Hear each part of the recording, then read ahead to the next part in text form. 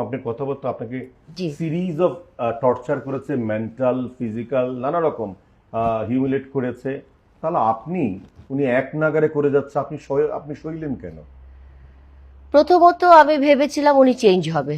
প্রথমে ভেবেছি যে ইমন সেটা মারা বুঝতে গেছে, সেটা সালমান বুঝতে শাহ মারা সেটা যাওয়ার বুঝতে একটা কি বড় 28 বছর লাগে? শুনেন, 28 বছর আমাকে কিসের মধ্যে থাকতে হচ্ছে এটাকে আপনার বুঝতে হবে। I had to go through so many investigation departments. আমাকে ডিবি কে দিয়ে দেওয়া হয়েছে। ডিবি একবার যখন বলল সুসাইড, ওরা একসেপ্ট করলেন না, ওনারা নারাজি দিয়ে আবার রিওপেন করে সেকেন্ড টাইম ডিবি কে দিয়েছে। ডিবি সেকেন্ড টাইম দিল আবার সুসাইড। তারপর ওনারা চুপ করে 1 বছর বসে থাকলেন, 96 to 97। এর মধ্যে ওনারা রিজভি নামে একটা ছেলেকে তৈরি করলেন। রিজভি হচ্ছে ইমনের একটা ফ্যান। হ্যাঁ, ফ্যান। অসংখ্য ফ্যান তো আছে। এরকম ফ্যান দেখে যদি এখন বলে হ্যাঁ সামিরা তো মেরেছে, সামিরাকে শাস্তি দেওয়ার জন্য তোমাকে এটা বলতে হবে, ছোট একটা ইয়াং ছেলে, আবেগ, তারও আবেগ, হ্যাঁ সেও কান্ডাকাটি করছে মনের জন্য, তো তার আবেগটাকে ব্যবহার করেছে। হ্যাঁ ওনারা কিভাবে?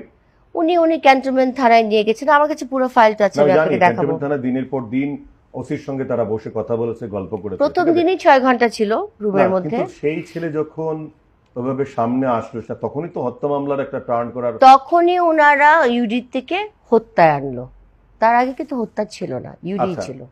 ওই একটা বছর কিন্তু ইউডি ছিল। আচ্ছা, ফাইনালি সিআইডির ফাইন্ডিংসটা কি, আউটকামটা কি দাঁড়ালো? একটাই, যেটা হয়েছে সত্যিকারে আচ্ছা, সুসাইড। তো তাহলে মাঝখানে যে একটা ভক্তকে মিসগাইড করে, প্রলুব্ধ করে, নানা রকম ভাবে তারা তৈরি করলো রাজসাক্ষী হিসেবে, সেটা তো আদালত দ্বারা প্রমাণিত হলো যে সে মিথ্যে কথা বলেছে, হ্যাঁ, তাই না? হ্যাঁ, হ্যাঁ। এবং আদালত দ্বারা 1.5 বছরের একটা সাজাও সে, সাজা হলো এবং জি সাজা জি খেটে বেরিয়েছে। জি জি। এই কথাটা আপনি জোরের সঙ্গে বলেন না কেন? আমি কাকে বলবো, আমি আপনার কাছে কাকে অসংখ্য বলবো? জার্নালিস্ট আপনার উনি কাছে আসছে। নীলাচৌধুরী, আপনি তো অসংখ্য জার্নালিস্ট আপনার কাছে আসছে, না আপনার আমি কাছে কোনো জার্নালিস্টের সাথে দেখা করিনি, আমি দেখা শুধু, না, কথা বলেছেন আপনি। না আমি কথা শুধু ফয়সাল মোরশেদের সাথে তো এটা বলেছি। বলেননি, এটা বলেছেন এই তথ্যটা।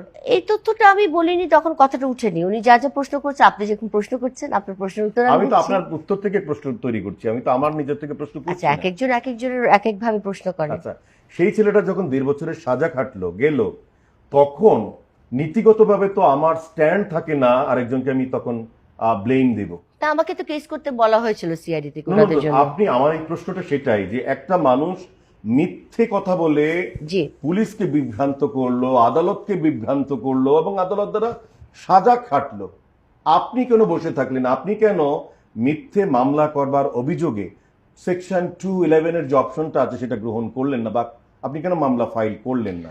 আমার বয়স খুব কম ছিল, প্রথম, 1 নম্বর। 2 নম্বর, আমি